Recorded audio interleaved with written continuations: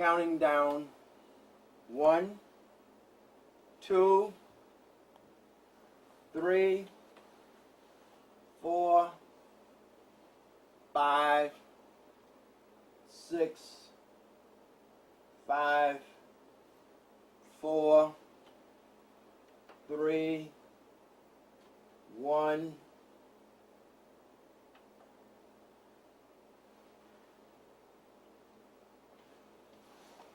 Mr. Wright, good afternoon. How are you doing? I'm doing just fine. How are you doing, Clemson? I'm doing very well. Again, it is wonderful to have you here in our studio looking like the king that you are. Today, Howard, is October the 13th. The 13th, 2012, yes. And I want you to kind of give us an overview of some of the subject matter we will be covering. I'm going to be here for 2 days. And today we're going to talk about the African burial ground in New York City.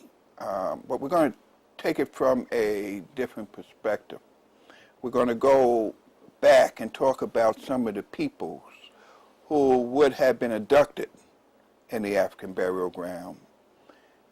Some of the people involved in the abduction, and talk about the nature of the struggles that were taking place during that period that brought the different people of the language groups that made up the tribes that came from West Africa to not just New York, but to the west coast or east coast of the country of the United States and South America and the Caribbean, and who they were. And we're going to specifically hone in on New York because we're going to talk about the nature of their stay in New York during the period they would have been inhabitants. We're going to then sort of fast forward and talk about the rediscovery of the African burial ground and the groups that got involved in the initial struggle to bring about the liberation of those brothers in this and that were buried beneath all that rubble and all those buildings. And we're going to sort of talk about how it is that they weren't discovered before that. The people that came in, the struggles that ensued, post Gus Savage and pre-Gus Savage, and those particular periods that we break down. That's what we're going to talk about today. Tomorrow, we're going to take a different subject, and we're going to talk about the origins of African civilization with regards to pre-dynastic Africa. We're going to also talk about the peoples who were involved in both the east coast of Africa and the west coast of Africa, the struggles that took place pre-dynastic, dynastic, and post-dynastic. When the Europeans came in, the struggles that took place between, and this is very important, the different language groups between the east coast of Africa and the west coast of Africa, how it actually brought together the various different movements that tried to preserve the integrity of Africa. And we're going to sort of deal with some other subjects going right into the various different people. Who were the Christians? Who were the Jews? Who were the people who brought them into existence? And who were the Muslims, the Arabs? Their influence on the region, and what actually took place between those people that brought those movements together. We're going to talk about the Dead Sea Scrolls. We're going to talk about Nag Hammadi, which was post Dead Sea. We're going to talk about the struggles that went into the movements that brought together the Jesus and John the Baptist and Jesus movement, and what influences African people had on the development of all that stuff till we get to Islam. And particularly, I wanted to talk a little bit about some of the details of those discoveries, particularly on what it meant in terms of the struggles between African people that actually put together that whole dynamic. So that's what we're going to talk about tomorrow. So I guess we need to get started on the African burial ground. Before there was an African burial ground, there was a struggle that was taking place in Africa that was primarily responsible for the migration. Now, what was the migration? After the Europeans, who first came as the Persians and then later on as the Greeks, that produced the Ptolemy systems, which struggled together among themselves until they produced what we know as the Roman Empire. As they came together and dislodged the rulership of a lot of the African peoples from their homelands, there were a tremendous amount of African people that went north. Now, when I say north, I need to qualify that, because when you look at the world of North Africa, and we'll talk more about that tomorrow, but when you look at the world of North Africa, I don't see North Africa. I see South Africa. And when you look at the world of South Africa, I don't see South Africa, I see North Africa. Why is that? And that's because we're always looking at the map through European eyes. When Europe is looking up from Rome and Greece and England and Spain and all these different areas, they're looking from their head down. In actuality, since we're talking about African people being the cradle of civilization and the ones that actually design the directional pattern of how you view the world, we can't look at it that way, because then it would be cockeyed. You don't take the child's look of the world and superimpose it on the father. You superimpose the father's look on the world to the child, so the child can understand where he came from. So in this particular case, when I say North Africa, let's think south. You're thinking south. So I don't want you to get confused when I say the migration going north. But that's what I mean. But more of that will be explained tomorrow when we talk about African civilization as itself, and how do we correct a perspective of how we need to look at it, so that we don't be cockeyed in terms of bringing forth an intelligent view. I just want to digress for a second. Intelligence is very important in this. If you are to be a cognitive thinker, if you are to be able to take the information and the facts, you must be able to put it in a timeline which makes sense. And the only way that you can have a timeline that makes sense, if you go to the beginning of a timeline, as far as you can go back, and you start at that point to make the lines of demarcation to bring it forward. You can't do that by saying before Christ and after Christ, or before Moses or after Moses, or before the Hijra of Muhammad or after the Hijra of Muhammad, because at those particular points, you got to look backwards in order to go forwards.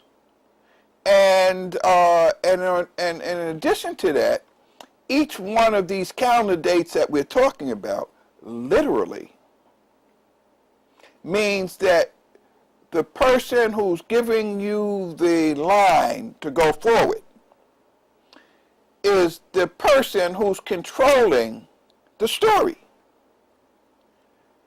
So in order to take all that out, you have to go back to as far as you can go, where there are written documents and a path forward to tell you what the story is before you can even talk about a calendar. Now, you may be able to go back before that calendar because of, let's say, archaeological or anthropological or the testing of DNA or whatever it is that you have. By the way, trees and rocks and alloys also have DNA. So you can trace those particular things too. And even though more of this is tomorrow's story, I just wanted to sort of qualify it so that when you hear me start talking about North and South, you know that the direction we're going. But it's going to be more detailed than tomorrow. Now, when we're talking about African people, and we're talking about on the West Coast at this particular point, and that's what we're going to sort of steer ourselves towards, because this is where the majority of the people who came to South America, the Caribbean, the Americas altogether, this is where most of them came from. Who were these people? What were they doing? Why did I talk about the migration in the beginning? Because you see, it explains a little bit about the tribal divisions that took place with some of these tribes in regards to, when I say tribe, let's be clear. We're talking about language. When you're talking about a tribe, you're identifying somebody by language. Sometimes language was divided with the same people, like you might get in Niger and Nigeria. What's the difference between the two? The same people, but the different language. Now you're talking about the subdivisions that happen within the language in these tribes.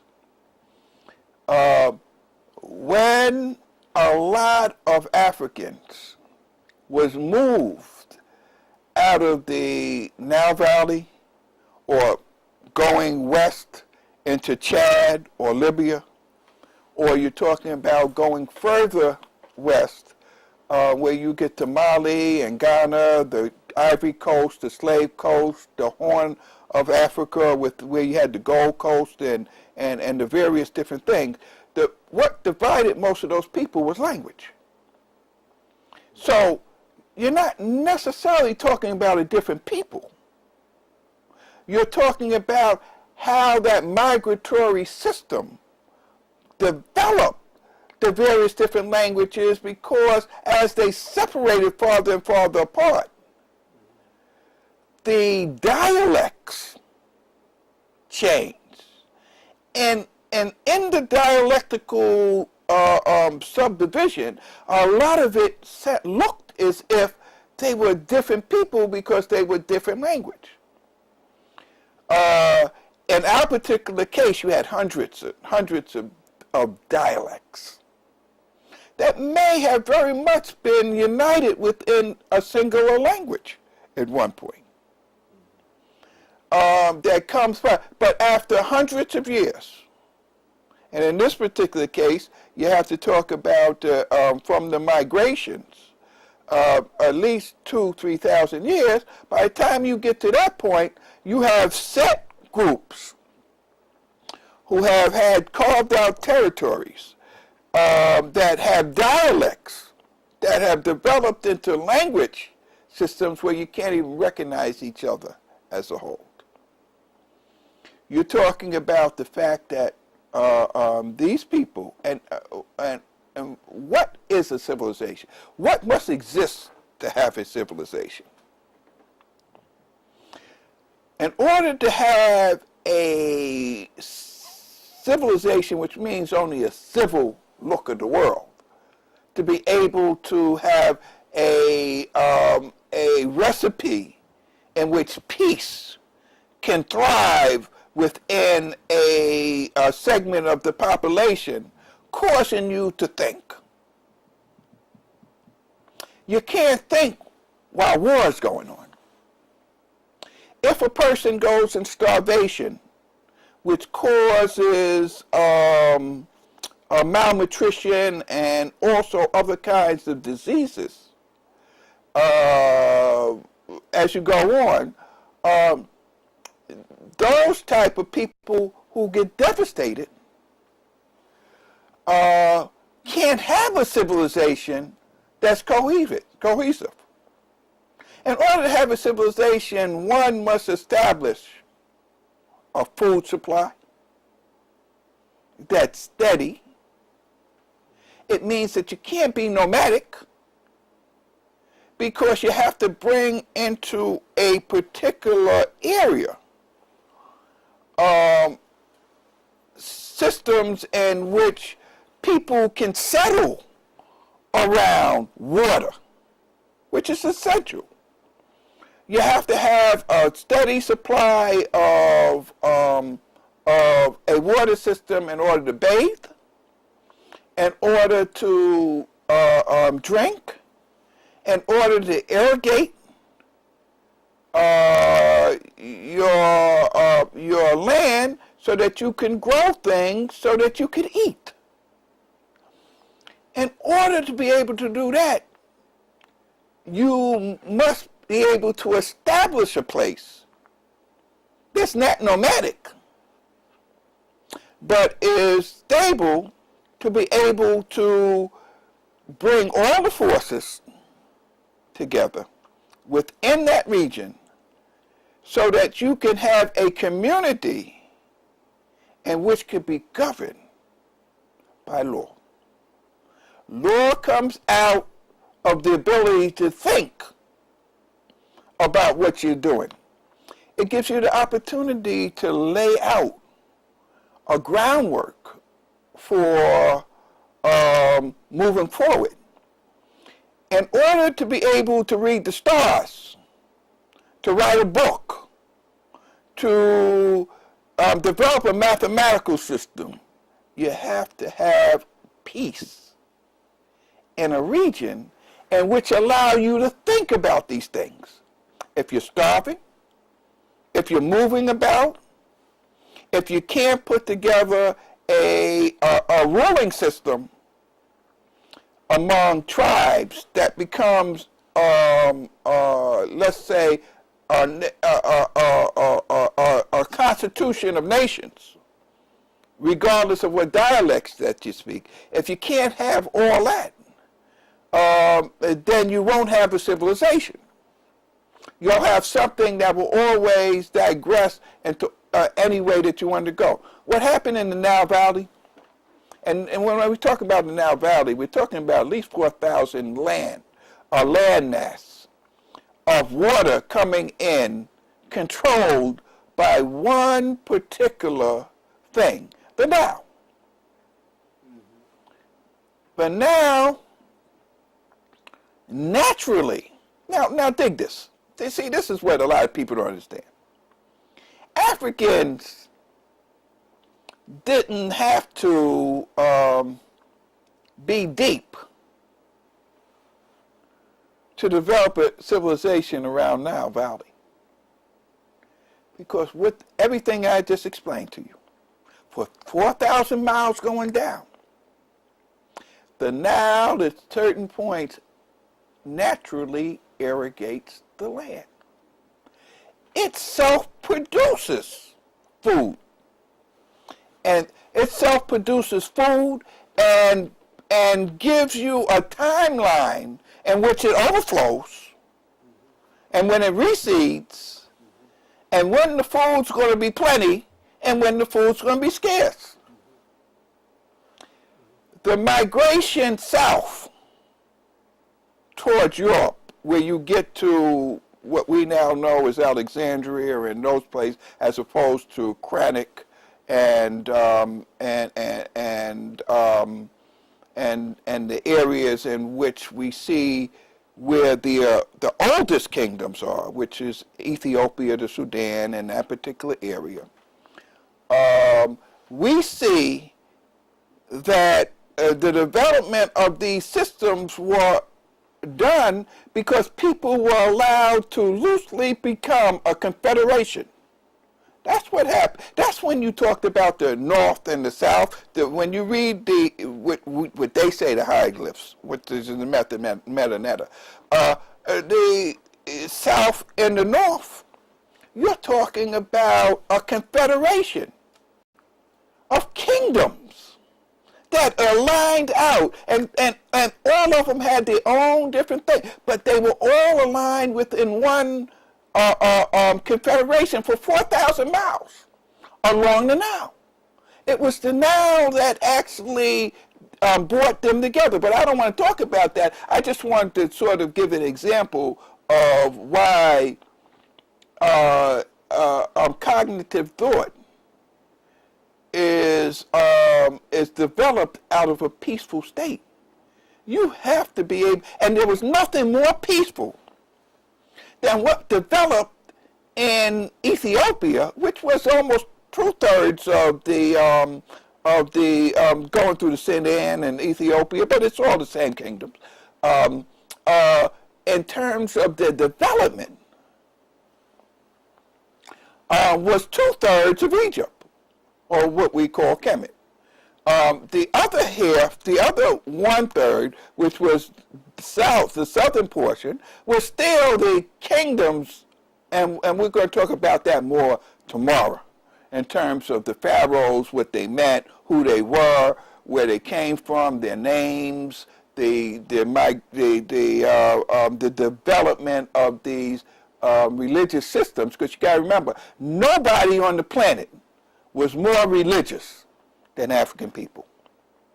Nobody. You mean spiritual? What I'm saying, when I mean the spirituality of African people, there was nobody more spiritual on the planet than African people. We helped to develop almost every spiritual system that turned into these religions. Every place. What's the difference between spiritual systems and religious systems? Well, a religious system is one in which you codify a point of view, and you take that point of view and you make it law, as opposed to allowing the person to individually think from their own spiritual point of view as to where your spiritual energy comes from. And it also happened in Kemet as well. But at the same time, as we talk tomorrow, you're going to see what the difference was, who the difference were, who were the makers, and it's going to surprise you when you start dividing what was happening between East Africa and West Africa, what was happening in North Africa and South Africa, when you find out that they were the same old arguments that were going on between them before, that later on spilled into the European and influenced the European direction, then I think that's going to be more surprising. Because when we talk about it, we're going to talk about the specific tribes. And we're going to talk about what was going on with them. I don't want to talk about that right now because we're on the African burial ground. I get all excited about that subject as we go on, because it's the thing that unites everything together in terms of understanding us going forward. Once we understand who we are and what we were and what we did, and then how it was perverted, then we get to be able to think a little bit more clearly and take away this dogma between religions, because the Father, Son, and Holy Ghost makes perfect sense when you understand why it was developed, who it was developed by, and where it went. It was only the perversion of it later that that really didn't get. I mean, for me, I have no problem in the Trinity whatsoever. I think it's great. But when you understand what it means and what it meant in terms of where it came from and where it developed from and how it got to the civilization thousands of years later, and who brought it forth, who introduced it, and why, and what position, and what was the stages of intervention between other cultures at the time these arguments were being developed that brought together these later communities. Okay, that's tomorrow. Can't wait. Today, we're talking about the African burial ground, and the reason why I said in terms of, I only talked about the actualization of civilization of what it meant, is because when we're talking about civilization, because of the migrations that took place that developed all of these different language groups, where people didn't necessarily recognize each other within those confederations, we're looking at a situation where survival takes place. The parts of Africa that were more fertile than anything else had been taken away from the majority of the people who enjoyed the pleasure of their civilization. The other thing is technology. In order to be able to move a country forward, in order to be able to move an empire forward, in order to be able to develop a continuity of the past to the present, what has to happen is you must understand technology. Technology changes from year to year, from century to century.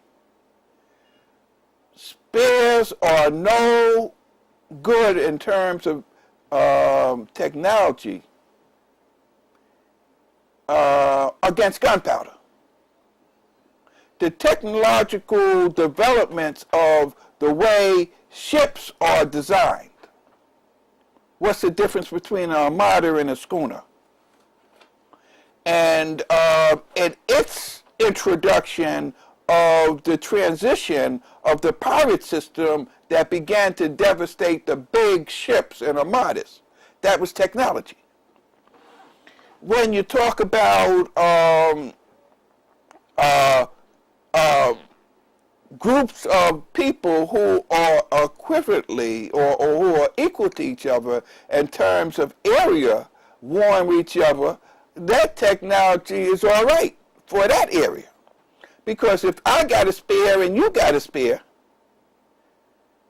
if you got archers and I got archers, it's a matter of who got more archers and who got more spears, who got more people in terms of being able to war. So that is an equal playing field in terms of what's going on. Now, the reason why a lot of these tribal differences were going on was because the struggle around starvation, resources, water placement, and all these different things that are going to survive among various different tribes or language groups, causing each other to capture each other and go after each other. Well, you know, that's like two guys in the hood battling it out over the lines of Bedford-Stuyvesant and Brownsville. Well, that's all right if I bring a zip gun and you got a zip gun. That's all right. You know what I mean? Because everybody's equal. It depends on whose territory you're dealing with. But if the police bring a .38, your technology is your zip gun, because when we used to make zip guns, we used to make them out of rubber bands and tape stuff together. And I mean, that ain't no good against a 45 or a .38. A cop can wipe out the entire gang. Two cops can wipe out 30, 40 people. The same with the technology. What role, what impact did gunpowder, that technology, have? Well, I'm just about to say that in terms of West Africa, because of the struggle of trying after the migrations of trying to sort of develop a systematic way of staying alive, of doing what they had to do, their systems and technologies was fighting against each other. But when they found out they came with the European, with the big ships, with the guns, the cannons, the other things. Now I want to make this clear. They didn't come in with guns and cannons and ships and just house off the area. There was a good reason for that.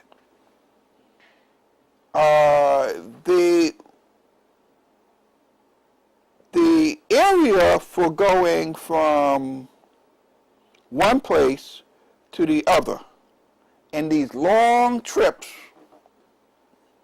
around Africa or by Africa, or going from Africa, going west to the Americas, needed food supplies. They needed spices. That's the reason why they were trying to go around the Horn of Africa, the Horn of Good Hope, to get to India for spices.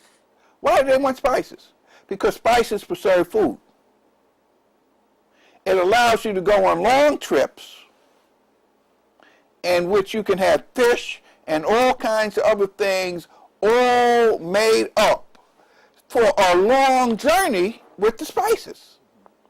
You can't make long journeys unless you can preserve good food. The only way that you can do that is if you have ports. So the European basically lined up ports along. If you ever notice, look where the slave dungeons are. Look where all of them are.